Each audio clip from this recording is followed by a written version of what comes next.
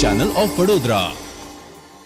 વડોદરાના સાંસદ એવા ડોક્ટર હેમાંગ જોશીએ કાયદા મંત્રીને એક ખાસ રજૂઆત કરી છે। વડોદરા શહેરમાં છેલ્લા કેટલાક સમયથી ભારત સરકાર દ્વારા અપાતા નોટરીના લાયસન્સ ખૂબ જ ઓછા પ્રમાણમાં આવતા હોવાથી વડોદરા વકીલ મંડળના સભ્યો દ્વારા વડોદરાના સાંસદનું ધ્યાન દોરતા સાંસદ ડોક્ટર હેમાંગ જોશીએ કાયદા મંત્રીને રજૂઆત કરી હતી। નોટરીની પેન્ડિંગ COP અંગેની વડોદરાના સાંસદ ડોક્ટર હેમાંગ જોશીએ કાયદા મંત્રીને રજૂઆત કરતા કાયદા મંત્રી દ્વારા તાત્કાલિક આ સંદર્ભે અધિકારીઓને કાર્યવાહી કરી સર્ટિફિકેટ આપવાની સૂચના આપતા વડોદરા વકીલ મંડળે સાંસદ તથા કાયદા મંત્રીનો આભાર વ્યક્ત કર્યો। શહેરમાં ગત માર્ચ 2024માં ભારત સરકાર દ્વારા નોટરીના અપોઇન્ટમેન્ટ કરવામાં આવેલ હતી, પરંતુ છેલ્લા ઘણા સમયથી નોટરીના લાયસન્સ ખૂબ જ ઓછા પ્રમાણમાં આવતા હોય વડોદરા વકીલ મંડળના મેનેજિંગ કમિટી મેમ્બર વિરાજ પ્રકાશ ઠક્કર ધવલ પટેલ દ્વારા આ મામલે વડોદરાના સાંસદ ડોક્ટર હેમાંગ જોશીને વાકેફ કર્યા હતા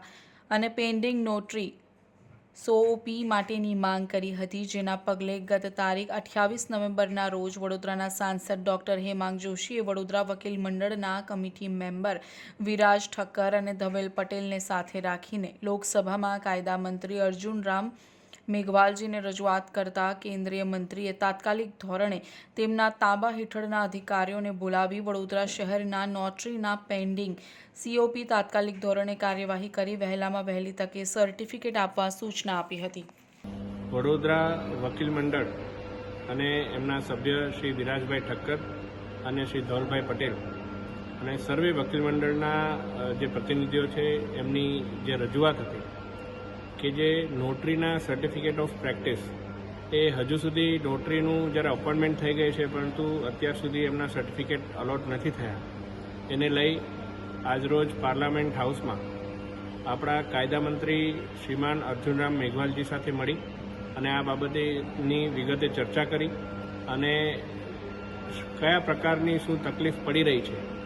અને વધારેમાં વધારે લોકોનું વડોદરામાં જે નોટરીનું જે સર્ટિફિકેટનું ઇસ્યુઅન્સ છે એ ખૂબ ઝડપથી આગળ વધે એ બાબતે એમણે અધિકારીઓને સૂચના પણ આપી છે અને ટૂંક સમયમાં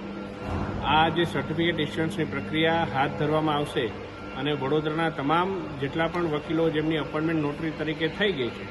એમને એમના સર્ટિફિકેટ વહેલી તકે મળી જાય એ બાબતે પ્રયાસ હાથ ધરવામાં આવશે।